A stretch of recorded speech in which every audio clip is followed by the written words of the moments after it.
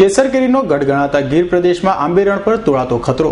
સતત નિષ્ફળ જતા કેસર કેરીના પાકને લઈ ખેડૂતો વર્ષો જૂના આંબાના બગીચાનો સફાયો કરી રહ્યા છે. ગીર પ્રદેશ કેસર કેરીનો ગઢ ગણાય છે, પરંતુ છેલ્લા 5 વર્ષોથી ગ્લોબલ વોર્મિંગના કારણે કેરીના ઉત્પાદનમાં સતત ઘટાડો થવા લાગતા ખેડૂતો ફરજમાં ડૂબી રહ્યા છે અને વર્ષો સુધી માવજત કરેલા આંબા બારે હૈયે કાપી નાખે છે. થોડા દિવસ પહેલા ગીરીના થયેલ ઝાકળ વર્ષાથી આંબામાં આવેલ પાક નિષ્ફળ જણાતા દાવાગીરીના ખેડૂતોએ આંબા કાપી નાખ્યા છે. દાવાગીરીના ખેડૂત રામજીભાઈ બચુભાઈ રાખોલિયાની 11 વીઘા જમીનમાં 12 વર્ષના 160 આંબાના ઝાડ હતા.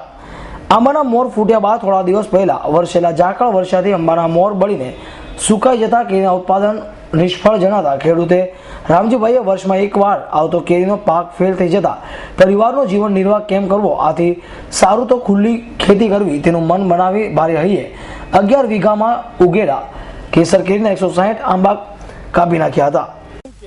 અમારો વાતમાં એમ કે ખેડૂત તરીકે કે બગીચામાં પાક ન આવે તો બગીચો નિષ્ફળ જાય તો બગીચો કાપવા જ પડે ને. આજે 15 વર્ષના ઝાડવા છે, કોઈ દી કેરી ન આવી હોય તો સારી જગ્યા હોય તો એ બગીચો ફેલ જ જતો હોય તો કાપી નાખીએ તો બીજું ઉત્પાદન તો વાવી શકીએ આપણે. આમાં કોઈ કાંઈ વસ્તુ થાય નહીં. આપણે નભ્ભું છે નહીં માથે, આ નભ્ભામાં છે, આ કાપવો પડે છે. ગયા વર્ષે કોસમી વરસાદ થયો, કોઈ પાક જ ન લેવાનો. ઓણ ઝાકરનો બહુ ભય પડ્યો કે એમણે ઉભે ઊભું બધી બરી ગયું. અમારે 11 વીઘાના આંબા હતા અને 160 આંબા છે. ન આવવાને હિસાબે આ આંબા કાપવા પડ્યા છે. કેરીનો પાક વર્ષમાં એક જ વખત ખેડૂત લઈ શકે છે અને એવા સમયે ગ્લોબલ વોર્મિંગના કારણે આખા વર્ષની ખેડૂતની મહેનત પાણી પર ફરી જાય છે. નિષ્ફળ જઈ રહેલા કેરીના પાકથી ખેડૂતો આંબાવાડીઓ કાપી રહ્યા છે, ત્યારે સરકારે આ બાબતે ગંભીરતા દાખવી અન્ય ખેત પેદાશોની જેમ કેસર કેરીને પાક વીમામાં સમાવેશ કરવો જોઈએ, જેથી નબળા વર્ષોમાં ખેડૂતોને વળતર મળી રહે. પરંતુ સરકારના પેટીયું પાણી વળતું નથી અને ખેડૂતોના જીવન નિર્વાહ ફરજિયાત આંબા કાપવા પડે છે. મારું નામ દિલીપભાઈ કાલરિયા. અમારે તાલાળા તાલુકો આખો કેસર કેરીનું ઉત્પાદન ખેડૂત એની ઉપર જ નભે છે. આજે છેલ્લા 4 વર્ષની અંદર હવામાન ને કુદરતી આફતને હિસાબે બધા મોર બરીને ખાક થઈ ગયો છે.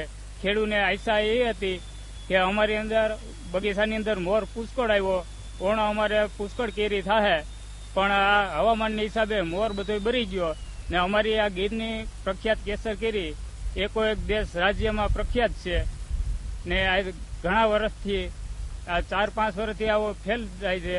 સરકાર તરફથી કોઈ ખેડૂતને આમાં કોઈ સહાય મળતી નથી ને અત્યારે આ બગીચા કાપી ને ખુલ્લી જગ્યા કરી ને વાવેતર તરફ વર્યા છે. સરકાર તરફથી એ અપેક્ષા રાખીએ છીએ કે આ ખેડૂતને પૂરતું આ કૃષિ વિભાગ આ લોકોને સહાય અને કોઈ માર્ગદર્શન એ રીતનું પૂરું પાડે તો ખેડૂત નભી શકે એમ છે.